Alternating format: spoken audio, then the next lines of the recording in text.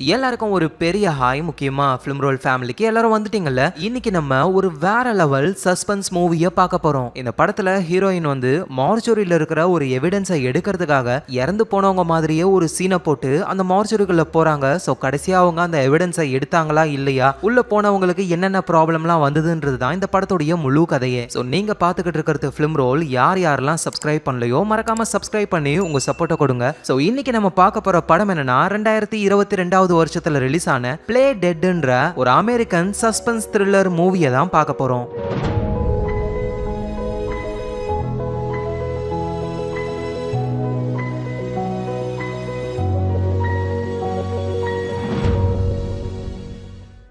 இந்த கதையோடைய ஆரம்பத்திலேயே இதோ இருக்காங்கல்ல, இந்த பொண்ணோட பேர் தான் க்ளாய். ஸோ வந்த மெயில் லெட்டர்ஸ் எல்லாத்தையும் எடுத்துக்கிட்டு வீட்டுக்குள்ள போகும்போது தான் அதுல ஒரு லெட்டரு லீகல் நோட்டீஸ். அதாவது க்ளாய் இருக்கிற வீட்டை ஏலத்துக்கு விட போறாங்களாம் பேங்க்காரங்க. ஸோ உடனே க்ளாயும் பேங்குக்கு கால் பண்ணி, என்னங்க நினைச்சுக்கிட்டு இருக்கீங்க, நாங்க வாழ்ந்துகிட்டு இருக்கிற வீடு திடீர்னு ஏலம் விட்டீங்கன்னா நாங்க எங்க போவோம்? இங்க பாருங்க மேடம், நீங்க வாங்கின கடனை கட்டாததுனால தான் நாங்க வீட்டை ஏலத்துக்கு விடுறோம். காசை கொடுங்க, உங்க வீடை நீங்களே வச்சுக்கோங்க. இங்க பாருங்க, எங்க அப்பா இறந்து போயிட்டாரு, அவரோட இன்சூரன்ஸ் மணி வந்துடும், அந்த பணத்தை கொடுத்து நான் கடனை அடைச்சிடுறேன். ஆனா பேங்க்காரங்க என்ன சொல்றாங்கன்னா, இன்சூரன்ஸ் ரூல்ஸ் படி அவங்க அப்பா இறந்து போனதுக்கு இன்சூரன்ஸ் பணம் வராதான். வேற வழியே இல்ல, உங்க வீட்டை நாங்க ஏலம் தான் விட போறோம், சீக்கிரமா பணத்தை கட்டுங்க அப்படின்னு சொல்றாங்க. சோ க்ளாய்க்கும் என்ன பண்றதுன்னு தெரியல. க்ளாய்க்கு இப்ப சொந்தம்னு இருக்கிறதுலாம் அவங்களோட பிரதர் டிஜே மட்டும்தான். ஆனா அந்த பயவலியும் இப்ப ராஸ் அப்படின்ற ஒரு ஆள் கூட சேர்ந்துக்கிட்டு ஒரு இடத்த கொள்ளையடிக்கிறதுக்கு போறான். எங்க பாரு டிஜே, நான் போறேன், பணத்தை சுருட்டிட்டு ஓடி வரேன், நீ ரெடியா காரை ஆன் பண்ணி வச்சுக்கிட்டு இரு, புரியுதா? ஐயோ ராஸ், எனக்கு கார்லாம் அவ்வளவா ஓட்ட தெரியாது, நான் வேணா ஓடி போயிட்டு பணத்தை எடுத்துட்டு வரட்டா? டேய், போயிட்டு அந்த ஆளு முன்னாடி கண்ணை காட்டி நிப்பாட்டி மிரட்டணும்டா.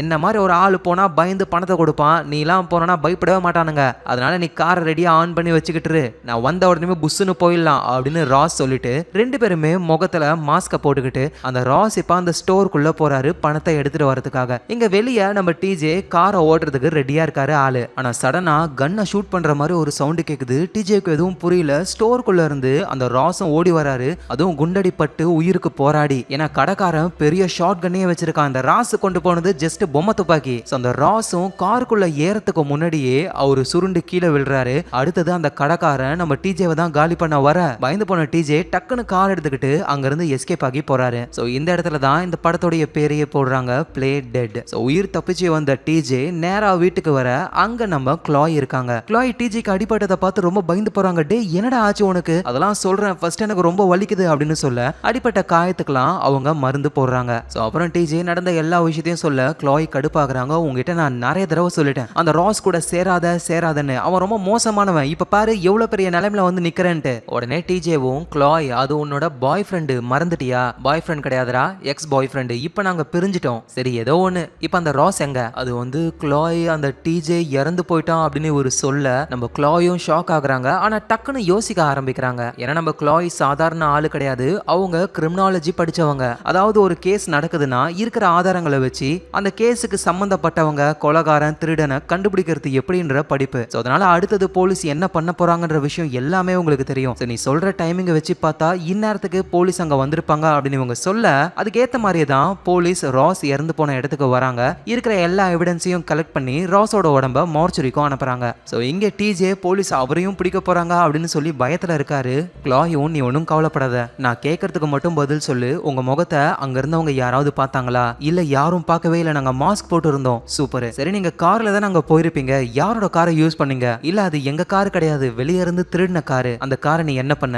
அதை ஊருக்கு ஒதுக்குப்புறமா கொண்டு போய் மொத்தமா எரிச்சிட்டேன். உண்மையிலேயே நீ நல்ல வேலை பண்ண, ஏன்னா போலீஸ் இப்ப அடுத்தது உங்க காரை வச்சுதான் தேட ஆரம்பிப்பாங்க. சோ ராஸ் இறந்து போன இடத்துல உன்னோட சம்பந்தப்பட்ட ஏதாவது ஒரு பொருள் இருந்ததா? இல்ல அப்படிலாம் எதுவும் கிடையாதுன்னு தான் நினைக்கிறேன் அப்படின்னு டிஜே யோசிக்கும் போது, ஐயோ என்னோட போனு அது ராஸ் கிட்ட தான் இருந்தது. சோ அதை கேட்ட உடனே க்ளாயும், அவ்வளவுதான், இந்த ஒரு விஷயம் போதும் நீ இந்த கேஸ்ல மாட்டுறதுக்கு அப்படின்னா க்ளாய் சீக்கிரமா நம்ம போய் அந்த போனை எடுத்துட்டு வந்துடலாம். டேய், அது அவ்வளவு ஈஸியான விஷயம் கிடையாது. இந்நேரத்துக்கு இறந்து போன ராஸ மார்ச்சரிக்கு கொண்டு போயிருப்பாங்க. அந்த இடத்துல தான் இறந்து போன எல்லாருடைய திங்ஸையும் வச்சிருப்பாங்க. உன் போனும் அங்கதான் இருக்கும். அப்பனா அவ்வளவுதான், என் கதை முடிஞ்சது அப்படின்னு டிஜே பயத்துல இருக்கும் பொழுது, நீ ஒன்னும் கவலைப்படாத, உனக்கு நான் ஹெல்ப் பண்றேன் அப்படின்னு சொல்லி நம்ம க்ளாய் ரெண்டு பிளான போடுறாங்க. பிளான் ஏ என்ன அப்படின்னா, திருட்டு திருட்டுத்தனமா உள்ள போய் அந்த எவிடன்ஸை எடுத்துட்டு வரணும். ஆனா என்ன, அந்த மார்ச்சரி ஃபுல்லாவே கேமரா இருக்கு. ஸோ அதனால கிளாய் வந்து ஃப்ரண்ட் டோர் கிட்ட வராங்க. உள்ள இருக்கிற டாக்டரை கான்டாக்ட் பண்ணணும்னா வெளியே இருந்தே நம்மளால கான்டாக்ட் பண்ண முடியும். ஸோ கிளாயும் என்னோட ஃப்ரெண்டு ஒருத்தி ஆக்சிடென்ட்ல இறந்து போயிட்டா, அவ உடம்பு உள்ளதான் இருக்குன்னு நினைக்கிறேன், கொஞ்சம் என்ன உள்ள விட்டீங்கன்னா நான் வந்து பார்ப்பேன் அப்படின்ற மாதிரி பிட்டு போட்டுக்கிட்டு இருக்க.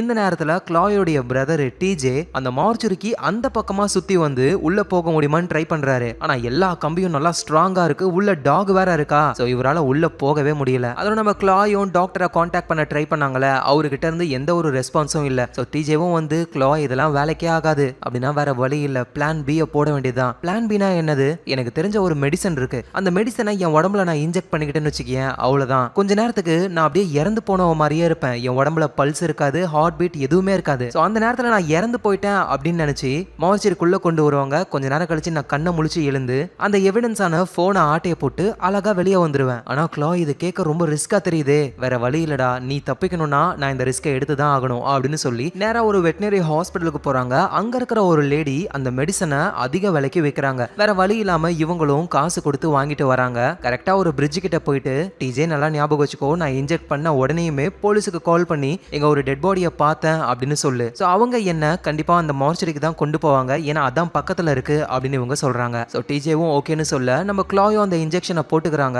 அப்படியே சாகர மாதிரியான ஒரு நிலைமைக்கு போறாங்க. ஸோ கொஞ்ச நேரம் கழிச்சு, எப்படியும் ஒரு மணி நேரம் 1.5 மணி நேரம் கழிச்சு கிளாய் கண்ணை முழிச்சு எழுந்துக்கிறாங்க. இவங்க நினைச்ச மாதிரியே கிளாய் இறந்து போயிட்டாங்க அப்படின்னு நினைச்சுக்கிட்டு இவங்கள அந்த மார்ச்சரிக்கு தான் கொண்டு வந்திருக்காங்களே, காலில் டேக்லாம் மாட்டி வச்சிருக்காங்க, ட்ரெஸ் ஒண்ணுமே இல்லை அவங்களுக்கு. அதோட கிளாய் பக்கத்திலேயே உண்மையிலேயே இறந்து போன நிறைய பிணங்களும் இருக்கு. அப்படியே மேல போர்வை வச்சிருப்பாங்கல்ல, அந்த போர்வையால உடம்ப மறைச்சிக்கிட்டு இங்க இருந்து வெளியே போக முடியுமா அப்படின்னு பாக்குறாங்க கிளாய். ஸோ கிளாய் வந்து அந்த மெடிசனை போட்டிருப்பாங்கல்ல, அதோட கேர் அப்படியே அவங்களுக்கு ஒரு மாதிரியே இருக்கும். ஸோ ஃபர்ஸ்ட் கிளாய் என்ன பண்ணணும்னா இறந்து போன ராஸை கண்டுபிடிக்கணும். அவரோட காலில் வந்து ஒரு டேக் மாட்டியிருப்பாங்க. இறந்து போன எல்லார் கால்லையுமே டேக் மாட்டியிருப்பாங்க. அதுல ஒரு நம்பர் இருக்கும். அதை யூஸ் பண்ணி தான் பொருட்கள் இருக்கிற இடத்துக்கு போய் கரெக்டா அந்த டப்பாவை எடுத்து டிஜே உடைய மொபைல் போனையும் எடுக்க முடியும். ஸோ ஃபர்ஸ்ட் இவங்களுக்கு பக்கத்துலேயே நிறைய டெட் பாடிஸ் இருக்குல்ல, அதில் ஏதாவது ஒன்று ராஸா இருப்பானோ அப்படின்னு பார்க்குறாங்க. பார்த்தா ராஸ் இல்லை, மேபி அவன் வேற இடத்துல இருக்கலாம் அப்படின்னு இவங்க டோரை ஓப்பன் பண்ண ட்ரை பண்ணுறாங்க.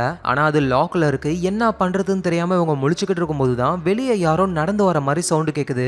அதுதான் இந்த மார்ச்சுரியோடைய டாக்டர். அவர்கிட்ட ஒரு கொத்து சாவி இருக்கு. இங்க இருக்கிற மெயின் டோரு, முக்கியமான டோர்ஸ் உடைய சாவி எல்லாமே அவர்கிட்ட தான் இருக்கு. ஸோ அவரு இப்போ நம்ம கிளாய் இருக்கிற ரூமுக்கு தான் வந்துகிட்டு இருக்காரு. இதை கிளாயும் புரிஞ்சுக்கிட்டு அவர் முன்னாடி இப்படி நின்னோம்னா அவ்வளோதான் நம்ம மாட்டிப்போம் அப்படின்னு இறந்து போன மாதிரியே பெணங்களோட பெணங்களா அப்படியே படுக்க ஆரம்பிக்கிறாங்க. உள்ள வந்த டாக்டரும் அங்க இருக்கிற எல்லா டெட் பாடிஸையும் செக் பண்றாரு. ஸோ இதை படுத்துக்கிட்டே நம்ம கிளாயும் பார்க்குறாங்க. சடனா அந்த டாக்டர் கிளாயை பார்க்க அவ்வளோதான், இப்போ நம்ம கிளாய் கண்ணை மட்டும் சிமிட்னாங்கன்னா கதை முடிஞ்சுது. ஆனால் நல்ல வேலை கண்ட்ரோல் பண்ணி இறந்து போன மாதிரியே சீனை போட ஸோ டாக்டருக்கும் எதுவும் டவுட் வரல. அவர் அங்கேருந்து ஒரு உடம்பு எடுத்துக்கிட்டு அங்கேருந்து அப்படியே வெளியே போறாரு. ஸோ அவர் வந்து டோரை ஓப்பன் பண்ணி விட்டுட்டு போறாரு. அந்த டோர் திரும்ப அப்படியே க்ளோஸ் ஆகி லாக் ஆகிடும். அது க்ளோஸ் ஆகுறதுக்குள்ளேயே கிளாய் ஓடி போய் அந்த டோரை நிப்பாட்டுறாங்க. ஸோ இதனால அவங்களால அந்த ரூமை விட்டு வெளியே வர முடியுது. ஸோ நம்ம கிளாயும் வெறும் போர்வையை சுற்றிக்கிட்டு தானே நடக்கிறாங்க. இதே காஸ்டியூம்ல எவ்வளோ நேரம் இருக்க முடியும்? ஸோ அதனால அட்டாப்சி பண்ற ஒரு ரூம்குள்ள போறாங்க.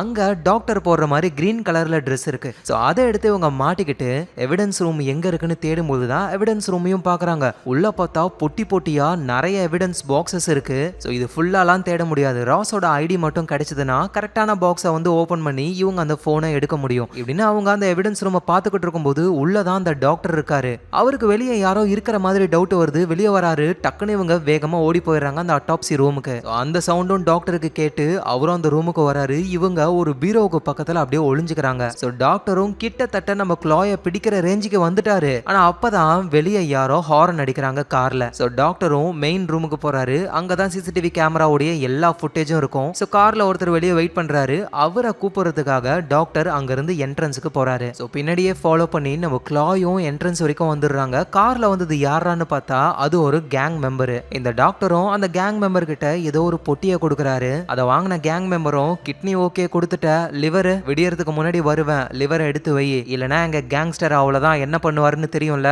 ஸோ டாக்டரும் சரி கொடுக்குறேன் அப்படின்னு சொல்றாரு. கேங் மெம்பரும் அங்கிருந்து போயிடுறாரு. திரும்ப வருவார் போல ஆளு. ஸோ இப்படி இவங்க ரெண்டு பேரும் பேசினதை கேட்டு நம்ம கிளாய் ஷாக் ஆகுறாங்க. இந்த மார்ச்சுரியில இருக்கிற டாக்டர் அட்டாப்சி பண்றன்ற பேர்ல மனுஷங்களுடைய ஆர்கன் எல்லாம் எடுத்து அதை ஒரு கேங்ஸ்டருக்கு வித்துக்கிட்டு இருக்காரு. ஸோ நம்ம இங்க ரொம்ப நேரம் இருந்தோம்னா அவ்வளவுதான் ஆபத்து, சீக்கிரமா போகணும்னு ஃபர்ஸ்ட் ராஸை கண்டுபிடிக்க ட்ரை பண்றாங்க. ஒரு வழியா ராஸ் அட்டாப்சி ரூமுக்கு பக்கத்து ரூம்ல இருக்காரு. ஸோ ராஸ் இறந்து போனதை நினைச்சு க்ளாய் ரொம்ப ஃபீல் பண்றாங்க. அப்படியே அந்த துணியை விலக்கி பார்த்தா அவர் உடம்புல பெரிய வெட்டுக்காயம்லாம் இருக்கு. இப்போ அந்த டாக்டர் அந்த கேங் மெம்பர் கிட்ட கிட்னியை கொடுத்தாருல, அது இந்த ராஸோட கிட்னி தான். ஸோ க்ளாய்க்கு இந்த விஷயம் ரொம்ப சீரியஸ்னு புரிய வருது. ஐடி நம்பரை பார்த்துட்டு அவங்க அங்கிருந்து போகலான்னு பொழுது டக்குன்னு அந்த ராஸோட கை நம்ம க்ளாயை பிடிக்குது. பார்த்தா அவரு உயிரோட தான் இருக்காரு. ஆக்சுவலா ஸ்டார்டிங்ல ஒரு ஷூட் அவுட் நடந்ததுல, அதுல வந்து இந்த ராஸ் செத்துருக்கலாம் மாட்டாரு, உயிரோட தான் இருப்பாரு. ஸோ அந்த மார்ச்சுரியில இருக்கிற டாக்டர் ராஸை உயிரோடவே வச்சுக்கிட்டு ஒரு பார்ட்டா பிரிச்சு எடுக்க போறாரு. அடுத்தது அந்த கேங் மெம்பர் வரும்பொழுது ராஸோடைய லிவரை கொடுக்கறதா தான் பிளான். ஏன்னா உயிரோட இருந்தாங்கன்னா ஒவ்வொரு பார்ட்டா ஃப்ரெஷ்ஷா எடுத்து கொடுக்கலாம், அதுக்காக தான் இந்த மாதிரி பண்றாரு. ஸோ க்ளாயும் ராஸ் கிட்ட நீ ஒன்றும் கவலைப்படாத, நம்ம இங்க இருந்து வெளியே போயிடலாம். ஆனா இவங்க வெளியே போகணும் அப்படின்னா மெயின் டோரை டாக்டர் கிட்ட இருக்கிற சாவியை யூஸ் பண்ணி தான் ஓபன் பண்ண முடியும். ஸோ அதனால க்ளாய் ஃபர்ஸ்ட் அந்த டாக்டரோட சாவியை எடுக்கணும். ஸோ அந்த டாக்டர் வந்து ஒரு உடம்புக்கு பிரேத பரிசோதனை பண்ணிக்கிட்டு இருக்காரு. அப்ப அந்த சாவியெல்லாம் ஓரமா வச்சிடுறாரு ஆளு. அந்த நேரத்துல நம்ம க்ளாய் பின்னாடி நைஸா வந்து அந்த சாவியை எடுத்துட்டு போயிடுறாங்க. ஸோ அப்புறம் வேகமா ராஸை கூட்டிட்டு மெயின் டோருக்கு போறாங்க. ஆனா எந்த சாவியை போட்டா மெயின் டோர் ஓபன் ஆகும் அப்படின்னு தெரியல. ஒவ்வொரு சாவியா போட்டு திருப்பிக்கிட்டு இருக்காங்க. இந்த நேரத்துல டாக்டர் அந்த பிரேத பரிசோதனை எல்லாம் முடிச்சிடுறாரு. அடுத்தது இவர் வந்து ராஸோடைய லிவரை எடுக்கணும். சரி இங்க இருந்து போகலான்னு பார்த்தா சாவி மிஸ் ஆயிடுச்சு அப்படின்னு அவரு புரிஞ்சுக்கிறாரு. ஸோ டாக்டருக்கும் ஏதோ ஒன்று டவுட் வருது. வேகமா அவருடைய மெயின் ரூமுக்கு போயிட்டு சிசிடிவி கேமரா எல்லாத்தையும் செக் பண்ணி பார்க்கும் பொழுது மெயின் டோர்ல நம்ம க்ளாயும் ராஸும் தப்பிச்சுக்கிட்டு இருக்கிறத அவரு பாக்குறாரு. உடனே டாக்டர் ஒரு பட்டனை அழுத்த அவ்வளவுதான், இந்த மார்ச்சுரியோடைய மொத்த கரண்ட்டும் போயிடுது. இதுக்கு மேல சாவியை போட்டு ஓபன் பண்ணா கூட மெயின் டோர் ஓபனே ஆகாது. ஸோ அப்புறம் டாக்டர் அவர் ஒரு மாஸ்கை போட்டுக்கிட்டு மயக்க மருந்தை கொண்டு வந்து அப்படியே ராஸ் மேலையும் நம்ம க்ளாய் மேலையும் அடிக்க அவங்க அங்கேயே மயங்கிடுறாங்க. ஸோ கொஞ்ச நேரம் கழிச்சு நம்ம க்ளாய் கண்ணை திறந்து பார்க்கும் பொழுது அவங்கள அந்த டாக்டர் ஒரு இடத்துல கட்டி போட்டு வச்சிருக்கான். பக்கத்திலே தான் ராஸும் இருக்காரு. ஆனா ராஸ் வந்து இன்னும் மயக்கத்துல தான் இருக்காரு. ஸோ டாக்டரும் அங்க வரும் பொழுது ராஸை நீ என்ன பண்ணிக்கிட்டு இருக்க, அவன் ஏன் இன்னும் எழுந்துக்கவே இல்லை, உனக்கு இன்னுமா புரியல, நான் சீக்கிரமா லிவரை டெலிவரி பண்ணியே ஆகணும். ஸோ இவனோட லிவரை தான் எடுக்க போறேன், அதுக்கு தான் மருந்து கொடுத்துருக்கேன் அப்படின்னு சொல்லி அந்த ராஸோட உடம்ப கட் பண்ணி உள்ள இருந்து லிவர் எடுக்கிறாரு. இதெல்லாம் பார்த்து க்ளாய் ரொம்ப பயத்துல கதற ஆரம்பிக்கிறாங்க. அந்த லிவரை எடுத்து ஒரு டப்பாக்குள்ள போட்டு அந்த டப்பாக்குள்ள லிக்விட் நைட்ரஜனை ஸ்ப்ரே பண்ணி விடுறாரு. ஏன்னா அப்பதான் அந்த லிவர் கெடாம இருக்கும்னு. ஸோ அடுத்தது டாக்டர் வேற ஒரு உடம்ப அறுக்கிறதுக்கு போயிடுறாரு. இங்க நம்ம க்ளாய் எப்படி தப்பிக்கிறதுன்னு தெரியாம முழிச்சுக்கிட்டு இருக்காங்க. ஸோ அப்பதான் மனுஷனை அட்டாப்சி பண்ணும் பொழுது அந்த நெஞ்சு எலும்பை அறுக்கிறதுக்கு ஒரு மிஷின் மாதிரி இருக்கு. அதை யூஸ் பண்ணி உங்களால கை கட்ட அவுக்க முடியும். ஆனா மிஷினை ஆன் பண்ணாலே சவுண்டு கேட்டுரும். அந்த டாக்டர் இங்க வந்துருவாரு, என்ன பண்றதுன்னு புரியல. ஆனா கரெக்டா அந்த நேரத்துல தான் டாக்டர் வந்து இன்னொரு உடம்புக்கு பிரேத பரிசோதனை பண்றாரு. அப்ப அதே மாதிரி ஒரு மிஷினை தான் யூஸ் பண்றாரு. ஸோ கரெக்டா டாக்டர் அந்த மிஷினை எப்ப யூஸ் பண்றாரோ அந்த டைமிங்ல இவங்க இந்த மிஷினை யூஸ் பண்ணி கை கட்ட அறுக்க ஆரம்பிக்கிறாங்க. ஸோ எல்லாமே சிங்க்ல போகுது. ஆனா கடைசியா நான் சிங்க் ஆயிடுது. டாக்டரும் என்ன நம்ம மிஷினை ஆஃப் பண்ணியும் சவுண்டு கேக்குது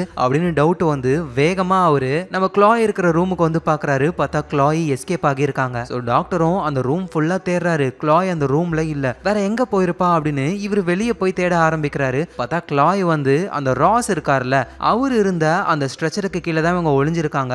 டாக்டர் போனதுக்கு அப்புறம் அப்படியே வெளியே வந்து ராஸை நினைச்சு ஃபீல் பண்றாங்க. ஸோ ஏதோ ஒன்று அந்த எவிடன்ஸ் எடுத்துட்டு நம்ம சீக்கிரமா எஸ்கேப் ஆகணும் அப்படின்னு இந்த இடத்த விட்டு போறாங்க. அந்த இடத்துல அந்த டாக்டர் யூஸ் பண்ணார்ல லிக்விட் நைட்ரஜன் ஸ்ப்ரே, அதையும் அவங்க எடுத்துக்கிட்டு போறாங்க. ஸோ எப்படியோ எவிடன்ஸ் ரூமுக்கு வந்துடுறாங்க. ஆனா சாவி இல்லாம அதை ஓபன் பண்ண முடியாது. ஆனா இவங்க கிட்ட தான் லிக்விட் நைட்ரஜன் இருக்கு. ஸோ அதை அந்த லாக்ல ஸ்ப்ரே பண்ண ஆரம்பிக்கிறாங்க. இந்த லிக்விட் நைட்ரஜன்ன்றது ரொம்ப ரொம்ப ஜில்லுன்னு இருக்கும். எந்த ஒரு பொருளையும் அது அப்படியே ஃப்ரீஸ் ஆக்கிடும். அதே மாதிரி தான் அந்த ஹேண்டிலும் ஃப்ரீஸ் ஆயிடுது. ஒரு இடி அடிக்கிறாங்க, அது அப்படியே சுக்கு சுக்கா உடஞ்சி டோரும் அன்லாக் ஆயிடுது. ஸோ அப்புறம் ராஸோடைய ஐடி நம்பரை வச்சு கரெக்டான பாக்ஸை எடுக்கிறாங்க. உள்ள அந்த மொபைல் இருக்கான்னு தேடுறாங்க. பார்த்தா ஒரு கன் இருக்கு. ஆனா என்ன, இது வந்து டம்மி கன்னு. நம்ம இந்த பிளாஸ்டிக் குண்டுலாம் போட்டு சுடுவோம்ல, அந்த மாதிரி இரும்புல குண்டு இருக்கு. பட்டா ஆனா வலிக்கும். ஸோ அந்த கன்னை வச்சுக்கிட்டு மொபைல் ஃபோன் எடுக்கலான்னு பொழுது அங்க அந்த டாக்டர் வந்துடுறாரு. இவங்க உடனே ஓடி போய் ஒளிஞ்சுக்கிறாங்க. ஸோ அந்த டாக்டரும் நேரா அந்த பாக்ஸை பார்த்து இதுல அவ எதை எடுக்க ட்ரை பண்ணா அப்படின்னு அந்த மொபைல் போனை அவரு கரெக்டா எடுக்கிறாரு. டக்குன்னு கன்னை காட்டி நம்ம க்ளாய் ஒழுங்கு மரியாதையா அந்த போனை கொடுத்துரு,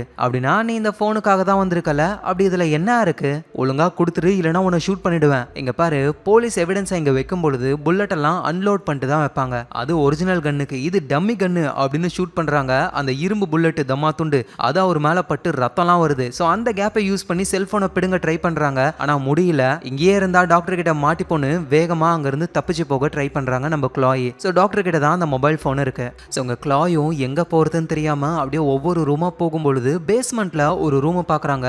அந்த இடமே வித்தியாசமா பர்பிள் கலர்ல லைட் அடிச்சு இருக்கு. உள்ள போய் பார்த்தா நிறைய பேஷண்ட் பேஷண்ட் அப்படியே படுத்து கிடக்குறாங்க, எல்லாரும் உயிரோட இருக்காங்க, ஆனா அவங்க உடம்புல ஆர்கன் எல்லாமே மிஸ் ஆகுது. ஸோ க்ளாய்க்கும் இப்பதான் புரிய வருது இது சாதாரண டாக்டர் கிடையாது, சைக்கோ டாக்டர் அப்படின்னு சொல்லி. ஸோ மனுஷங்களை பிடிச்சி கொண்டு வந்து அவங்கள உயிரோட இருக்க வச்சு தேவைப்படும் பொழுது அவங்க உடம்புல இருந்து ஆர்கனை எடுக்கிற வேலையை பாக்குறாங்க. அங்க இருந்த ஒரு பேஷண்ட் ஒருத்தரும் ப்ளீஸ் என்ன காப்பாத்து, இது நரகமா இருக்கு, என்ன காப்பாத்து அப்படின்னு கத்துறாரா. இதை பார்த்து க்ளாய் ரொம்ப பயந்து போறாங்க. இந்த இடத்துல கேமரா எதுவும் இல்லாததுனால க்ளாய் எங்க இருக்காங்க அப்படின்னு அந்த டாக்டருக்கு தெரியல. ஸோ அதனால அந்த டாக்டர் வந்து மைக் வழியா பேசுறாரு. இந்த மார்ச்சரி ஃபுல்லாவே அவர் பேசுறது கேட்கும். நீ இந்த போனை எதுக்காக எடுக்க வந்தன்னு இப்பதான் புரியுது. உன் தம்பி கேஸ்ல மாட்டக்கூடாதுன்னு இதை எடுக்க வந்திருக்க, ஆனா வந்து அதை விட ஒரு பெரிய விஷயத்துல மாட்டிக்கிட்ட. நீ எங்க இருக்கியோ அங்கேயே இரு, உன்னை தேடி நானே வரேன் அப்படின்னு சொல்லி ஸ்டார்டிங்ல நம்ம க்ளாயோட உடம்புல ஒரு துணியை போத்தி வச்சிருப்பாங்கல்ல, அந்த துணியை எடுத்து நம்ம டாக்டர் அவர்கிட்ட ஒரு டாக் இருக்கு அதை மோப்பம் பிடிக்க வைக்கிறாரு. அது நேரா நம்ம க்ளாய் எங்க இருக்காங்களோ அங்க போகுது. ஸோ க்ளாய் வந்து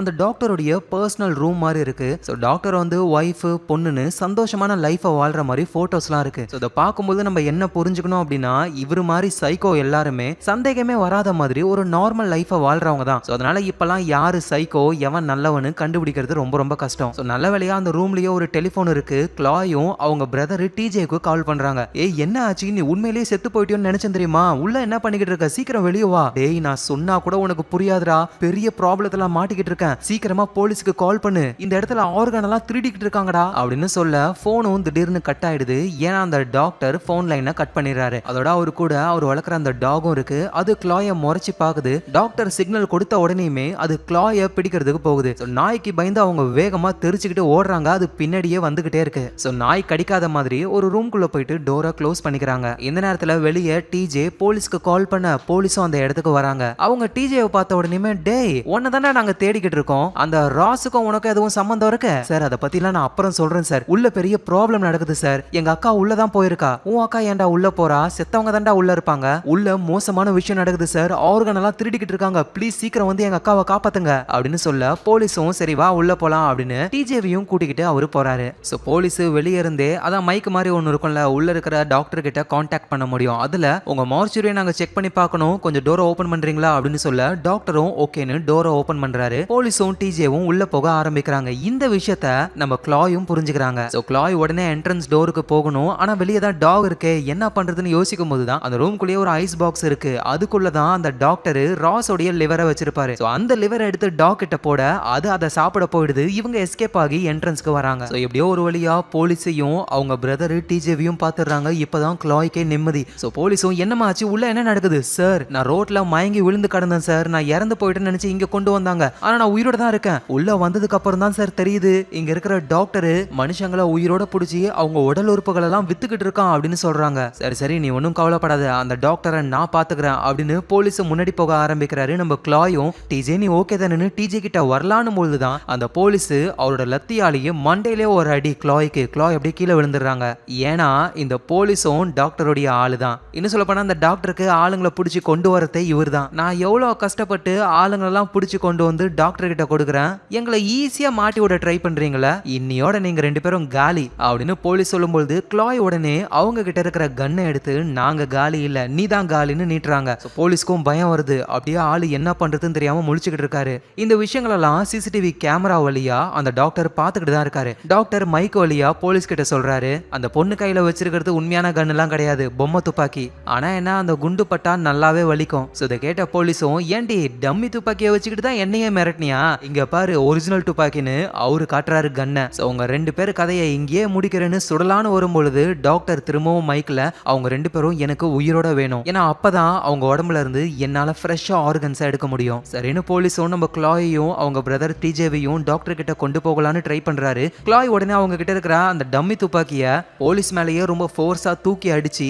அந்த கேப்ல வேகமா வெளியே போக ஆரம்பிக்கிறாங்க. ஏன்னா வெளியே கேட்டு ஓபன்ல தான் இருக்கு. இதை புரிஞ்சுக்கிற டாக்டர் அங்க இருந்து தான் எல்லாத்தையும் கண்ட்ரோல் பண்ண முடியுமே, கேட்டை லாக் பண்ண ஆரம்பிக்கிறாரு. சோ க்ளாயையும் டிஜேவையும் பிடிக்க திரும்பவும் நம்ம டாக தான் அனுப்பணும்னு டாக்டர் அவரோட டாக தேடி வந்தா அது லிவரை சாப்பிட்டுக்கிட்டு இருக்கு. டாக்டர் செம்மையா கடுப்பாகிறாரு. சோ அப்புறம் அவரோட டாக அனுப்ப அது நம்ம க்ளாயையும் டிஜேவையும் திறத்த ஆரம்பிக்குது. சோ க்ளாய் என்ன சொல்றாங்கன்னா, டிஜே நீ எப்படியாவது வேலியை ஏறி அந்த பக்கம் போய் ஹெல்ப்புக்கு ஆளுங்களை கூட்டிட்டு வான்னு சொல்ல அவரும் வேலி மேல ஏற ஆரம்பிக்கிறாரு. ஆனா அந்த டாக்டர் அந்த வேலி ஃபுல்லாவே கரண்ட்டை பாஸ் பண்ண அப்படியே ஷாக் அடிச்சு கீழே விழுந்துடுறாரு. அந்த இடத்துக்கு டாகும் வந்து டிஜேவை கடிக்க ஆரம்பிக்குது. சோ அந்த டாக் கிட்ட இருந்து டிஜேவை காப்பாத்தணும்னு க்ளாய் என்ன பண்றாங்கன்னா அந்த டாகை தொட்டுக்கிட்டு இவங்க அந்த கரண்ட் கம்பியை தொட நம்ம க்ளாய் மூலியமா ஷாக்கு அந்த டாகுக்கும் வர வழியில அந்த டாக் டிஜேவை விட்டுடுது. அதுக்கப்புறமா க்ளாயும் டிஜேவும் பேஸ்மெண்ட் மாதிரி ஒரு இடம் இருக்கு, அதுக்குள்ள போயிட்டு டோரை க்ளோஸ் பண்ணி குறுக்க ஒரு கம்பியை போட்டுறாங்க. டாகும் அந்த இடத்துல தான் நிக்குது. அந்த இடத்துக்கு போலீஸும் வராரு, உள்ள போனவங்க வெளியே வரக்கூடாதுன்னு அப்படியே லாக்கும் பண்ணிடுறாரு. அங்க டாக்டரும் வராரு,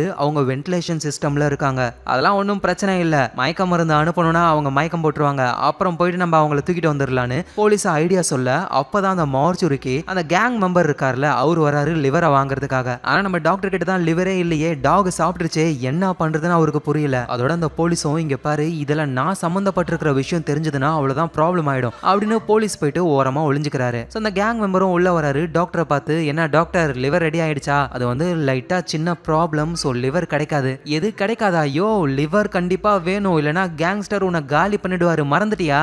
ஆமா உன் கண்ணுல என்ன அடிபட்டு இருக்கு, போன தடவை நான் வரும்போது இல்லையே அப்படின்னு நம்ம க்ளாய் வந்து ஷூட் பண்ணாங்கல்ல அந்த விஷயத்தை பார்த்து இந்த கேங் மெம்பர் கேட்கிறாரு. யோ டாக்டரே நீ ஏதோ ஒன்னு மறைக்கிறேன்னு நினைக்கிறேன்னு எட்டி பார்க்கும்போதுதான் உள்ள போலீஸோடைய கார் இருக்கு. அதை பார்த்த உடனே கேங் மெம்பரு யோ யோ யோ என்னையா போலீஸ் வண்டி இருக்கு, நம்ம பண்ற தொழிலுக்கும் போலீஸ்க்கும் சம்பந்தமே இருக்க கூடாதுல, போலீஸ் கிட்ட மாட்டிக்கிட்டியா, இந்த விஷயம் மட்டும் கேங்ஸ்டருக்கு தெரிஞ்சது அப்படின்னு கேங் மெம்பர் சொல்லும் பொழுது பின்னாடி இருந்து போலீஸ் ஷார்ட் கன்னாலேயே ஷூட் பண்றாரு. லைட்டா தான் அடிபடுது கேங் மெம்பருக்கு, உயிரோட தான் இருக்காரு, ஆனா என்ன ஆளு கீழே விழுந்துடுறாரு. இந்த நேரத்துல பேஸ்மெண்ட்ல மாட்டிக்கிட்டு இருக்கிற க்ளாயும் டிஜேவும் அப்படியே மெதுவா அந்த இடத்துல என்னென்ன இருக்குன்னு பாக்குறாங்க. ஒரு சுத்தியல் இருக்கு, இது கண்டிப்பா யூஸ் ஆகும்னு அதை எடுத்து வச்சுக்கிறாங்க. அந்த பேஸ்மெண்ட்லயே நிறைய வென்டிலேஷன்லாம் இருக்கு, அந்த வென்ட் வழியாவே அவங்க உள்ள போக ஆரம்பிக்கிறாங்க. அப்படி போகும்போது தான் டாக்டரும் அந்த போலீஸும் அந்த கேங் மெம்பர் இருக்கார்ல அவரை இழுத்து போட்டு பேசிக்கிட்டு இருக்காங்க. யோ டாக்டரே என்னையா அந்த கேங் மெம்பர் ஆளையே போட்டு தள்ளிட்ட, அட இவன்லாம் முக்கியம் கிடையாது, அந்த கேங்ஸ்டர் தான் முக்கியம், லிவரை மட்டும் ரெடி பண்ணி கொடுத்துட்டோன்னு வச்சுக்கேன், இவன் எங்க போனா அதெல்லாம் யாரும் கண்டுக்க கூட மாட்டாங்க. உடனே போலீஸும் பேசாம இவன் லிவரையே எடுத்து அந்த கேங்ஸ்டர் கிட்ட கொடுத்துட்டா, நீ வேற கரெக்டா ஷார்ட் கன்ல அவன் லிவர்ல ஷூட் பண்ணிருக்க, இவனுக்கே லிவரை மாத்தணும், ஆனா உன் லிவர் நல்லா தானே இருக்கு அப்படின்னு டாக்டர் தொடுறாரா. இங்க பாரு டாக்டரே, மத்தவங்க கிட்ட பண்ற வேலையெல்லாம் என்கிட்ட பண்ற வேலை வச்சுக்காத, அதான் 2 பேர் இருக்காங்களா அக்காவும் தம்பியும், அதுல ஒருத்தவங்கள பிடிச்சி அவங்க லிவரை எடுத்து கேங்ஸ்டர் கிட்ட கொடுப்போம், என்ன சொல்ற? நானும் அதை தான் யோசிச்சேன், அந்த 2 பேர்ல ஒருத்தவங்கள பிடிச்சிட்டு வான்னு சாவியை கொடுத்து அனுப்புறாரு. போலீஸும் நம்ம க்ளாய் இல்லனா டிஜே 2 பேர்ல யாரையாவது ஒருத்தரை பிடிக்கலான்னு ரெடி ஆகுறாரு. இந்த நேரத்துல டாக்டர் வந்து அந்த கேங்ஸ்டருக்கு கால் பண்ணி இந்த மாதிரி லிவர் கொஞ்சம் லேட் ஆகும், அதோட உங்க ஆளு இன்னும் வந்து சேரல, வேற ஏதாவது ஆளை அனுப்புங்க, நான் லிவரை ரெடி பண்ணி வைக்கிறேன் அப்படின்னு இவர் சொல்றாரு. அதோட அந்த கேங் மெம்பர் இருக்கார்ல அவரோட காரையும் ஓரமா ஒளிச்சு வைக்கிறாங்க. இப்படி டாக்டர் போன்ல பேசிக்கிட்டு இருக்கும்போது க்ளாயும் டிஜேவும் சேர்ந்து அடிபட்டு கிடக்கிற அந்த கேங் மெம்பரை காப்பாத்தி அவரையும் வென்ட் வழியா கூட்டிட்டு போறாங்க. எந்த இடத்துக்கு போறாங்கன்னா அந்த பிங்க் கலர்ல லைட் இருக்கிற ஒரு செட்டப் இருக்கும்ல, உயிரோட நிறைய பேர் வச்சிருப்பாரு டாக்டர், அந்த இடத்துல போயிட்டு சேஃபா இருக்காங்க இவங்க. அந்த கேங் மெம்பரும் எப்பாடி என்ன மட்டும் உயிரோட வெளியே கூட்டிட்டு போயிட்டீங்க, உங்களுக்கு $10,000 தரேன். உடனே டிஜே இல்ல எங்களுக்கு $25,000 வேணும். க்ளாயும் ஏன்டா இப்படி பண்ற, இல்லக்கா நமக்கு கடன் இருக்குல்ல, $25,000 கொடுத்துட்டா நம்ம வீட்டுல நம்ம சந்தோஷமா வாழலாம்ல. உடனே அந்த கேங் மெம்பரும் சரி சரி ஓகே என்ன வெளியே கூட்டிட்டு போங்க, $25,000 தரேன். சரி எப்படி தப்பிக்கலாம்னு யோசிக்கும் போதே உள்ள ஸ்மோக் கேஸ போடுறாரு யாரு, டாக்டர். அவரு ஆளு நல்லா மாஸ்கோட வந்திருக்காரு, இவங்க என்ன பண்றதுன்னு தெரியாம முழிக்கிறாங்க. நல்ல வழியா அந்த ரூம்லயே ஆக்சிஜன் சிலிண்டரும் மாஸ்கோ இருக்கு, அதை யூஸ் பண்ணிக்க ஆரம்பிக்கிறாங்க. ஆனா இப்படியே இவங்களால ரொம்ப நேரம் இருக்க முடியாது. அதனால டிஜே என்ன பண்றாருன்னா அந்த டாக்டரை போட்டு தரலான்னு பார்த்தா அந்த டாக்டர் டிஜே பின்னாடி இருந்து ஷாக்க கொடுத்துறாரு. டிஜே அங்கேயே மயங்கிடுறாரு. டாக்டர் டிஜே உடைய லிவரை தான் எடுக்க போறாரு, அப்படியே இழுத்துக்கிட்டு போறாரு. அங்க போலீஸும் வர மீதி 2 பேர் இங்க தான் இருக்காங்க, அவங்களையும் பிடிச்சி கொண்டு வான்னு சொல்லிட்டு டாக்டர் போயிடுறாரு. அந்த போலீஸ் வந்து க்ளாயையும் அந்த கேங் மெம்பரையும் தேடிக்கிட்டு இருக்காரு. க்ளாய் எப்படியாவது தப்பிச்சே ஆகணும். அந்த ஆக்சிஜன் சிலிண்டர் இருக்குல்ல அதை எடுத்து கரெக்டா போலீஸுக்கு நேரா வச்சு அதோடைய நாவை உடைக்கிறாங்க. அப்படியே புஷ்ன்னு காத்து வேகமா அடிச்சு அந்த கேஸ் சிலிண்டர் ஸ்ட்ரைட்டா போலீஸ் மேல பட்டு அவர் அங்கேயே காலி ஆகுறாரு.